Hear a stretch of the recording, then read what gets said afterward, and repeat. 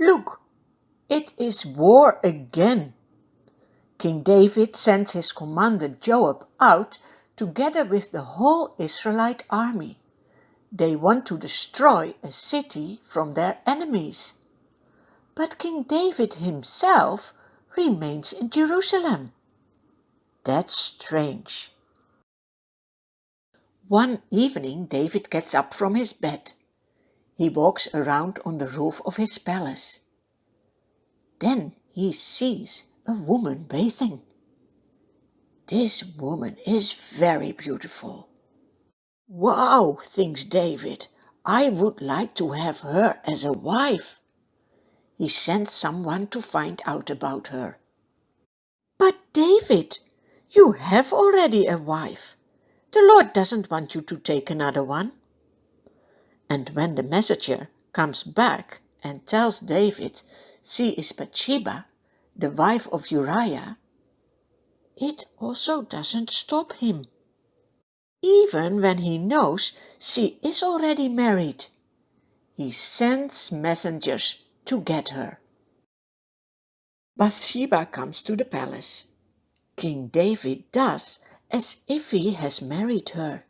He takes her to his bedroom and makes love to her. He thinks no one will know. No one will find out.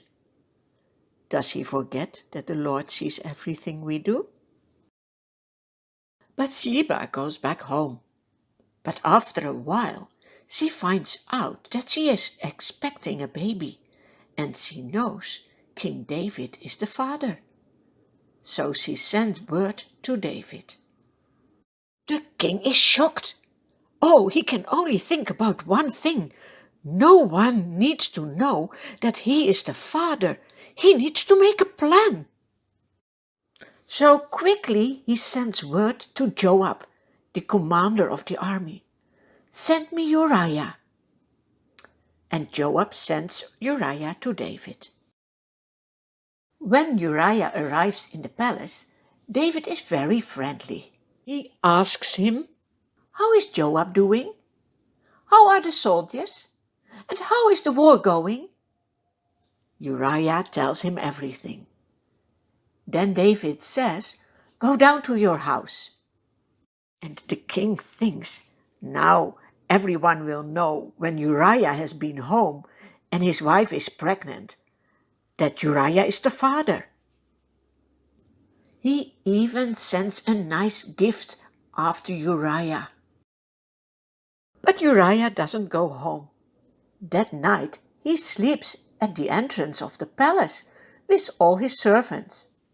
When David hears that, he asks Uriah to come back.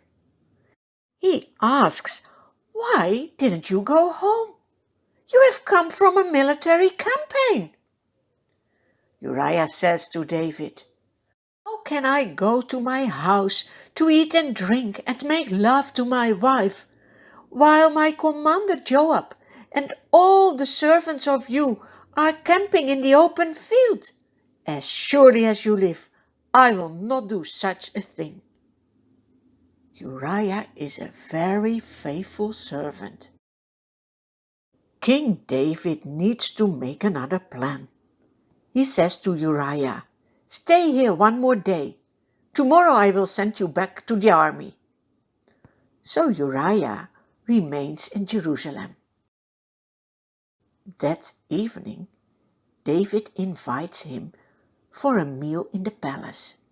He gives him nice food and a lot of wine to drink. David makes him drunk. He thinks, now he will go home and no worries for me. But in the evening, Uriah goes out to sleep on his mat among the servants. He doesn't go home. Now what can David do? There's only one solution when you have sinned. You need to confess it to the Lord and make things right. But David makes it even worse.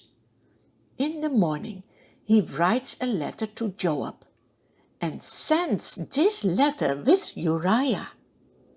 Do you know what he wrote in the letter? Put Uriah out in front of the army, in a place that you can be sure that he will be attacked and that he will die.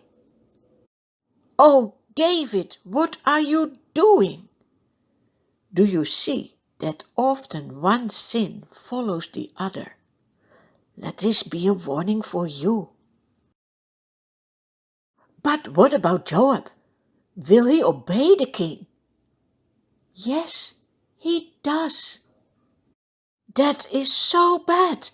Never follow someone who wants to make you sin. What a terrible day. Uriah gets attacked and dies. David is so relieved when he hears this message. And Bathsheba? When she hears that her husband is dead, she mourns for him. After the time of mourning is over, David sends someone to the house of Bathsheba to bring her into his palace. She becomes his wife. And later a little son is born. They look like a happy family. Yes, you can think that no one will realize what you have done wrong. You can try to hide your sins. But do you know what I read in the Bible? The thing David has done displeases the Lord. So, what will happen next?